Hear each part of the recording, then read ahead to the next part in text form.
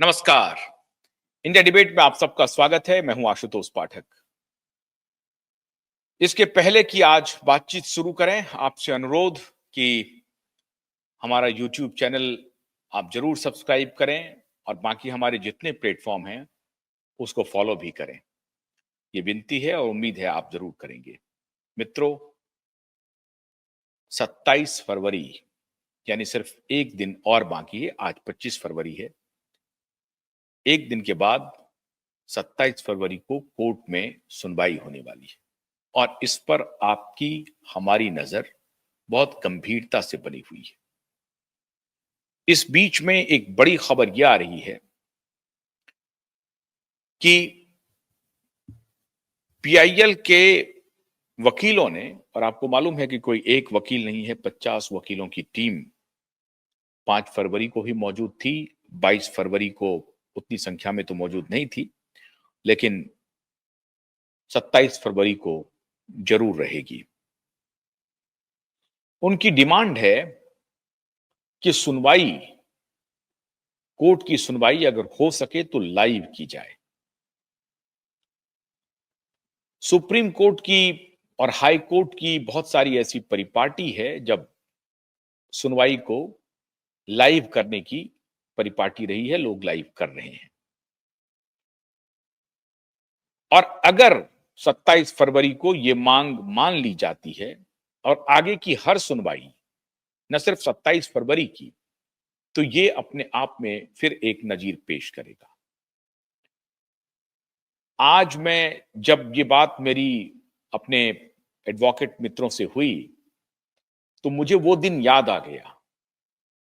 वो 50-60 का दशक जिसकी कहानी हम लोगों ने सुनी है और पढ़ी है, वो सबसे पहला भ्रष्टाचार का मुकदमा चल रहा था। सबसे पहला, आजादी के बाद सबसे फेमस भ्रष्टाचार जो हुआ था, मुंद्रा कांड जिसको आप कहते हैं।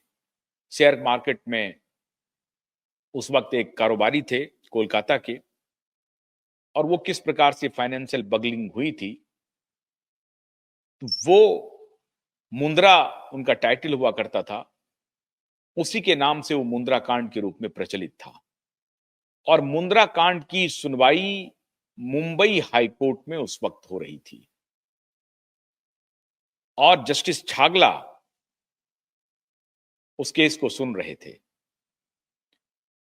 आपको हैरानी होगी कि उस दौरान किस प्रकार की जिम्मेदार सरकार हुआ करती थी। आप लाख आरोप लगा लें किसी भी नेता पर या पुराने जो भी नेता हैं, लेकिन ये उस वक्त के अदालत की ताकत थी कि मुंद्रा कांड की सुनवाई के लिए उस वक्त मुंबई में आदेश दिया गया कि यह सुनवाई सार्वजनिक होगी, कोर्ट रूम के बाहर होगी।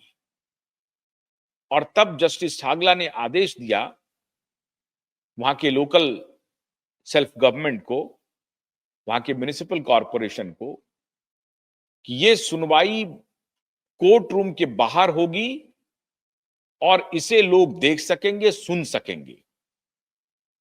उस वक्त तो कोई सैटेलाइट चैनल नहीं था, उस वक्त कोई इंटरनेट की सुविधा नहीं थी, कोई उस प्रकार का कैमरा इंस्टॉल नहीं हो सकता था जिसका कोई लाइव लोग सुनवाई देख सकें अपने अपने घरों में। लेकिन लाइव अगर नहीं देख सके तो कोर्ट के बाहर सभा लगे और उसमें जितने लोग पहुंच सकते हैं, न सिर्फ दोनों पक्ष के लोग पहुंचे, वरन कि जिनको जिनको भी लगता है कि इस सुनवाई में शामिल होना चाहिए, अदालत में क्या दलीलें दी जा रही हैं, किसके तरफ से क्या दलीलें दी जा रही हैं, ये लोग सुने और देखें। इसके लिए जस्टिस छागला ने आदेश दिया।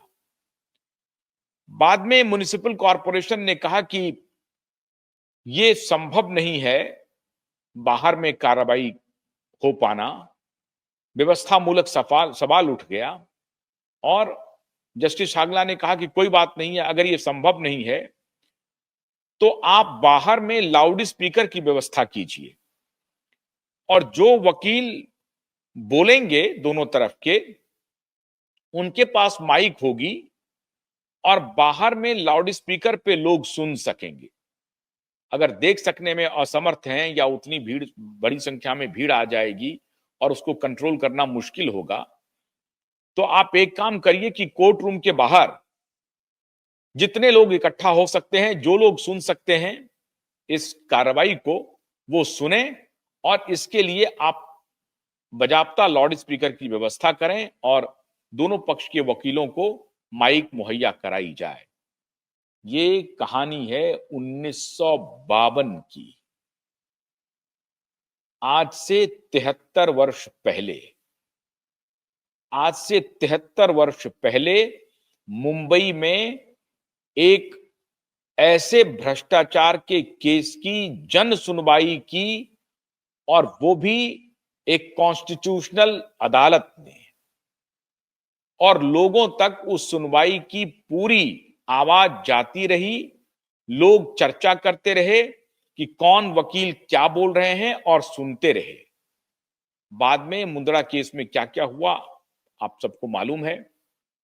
उस वक्त के तत्कालीन वित्त मंत्री को इस्तीफा देना पड़ा था और बहुत चर्चित हुआ था वो मामला।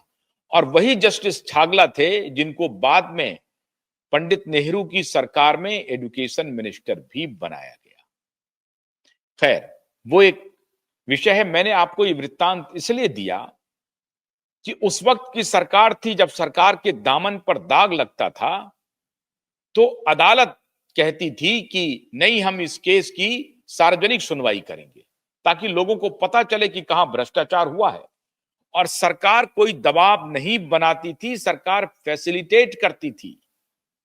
ये भी लोगों ने देखा है, उस दौर को भी देखा है कि लोगों में इतनी नैतिकता कम से कम थी कि सरकार बंदिश नहीं करती थी, सरकार रोकती नहीं थी, सरकार उसको आगे बढ़ाने का काम करती थी।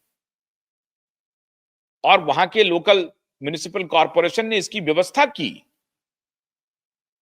लाउड स्पीकर का इंतजाम किया गया।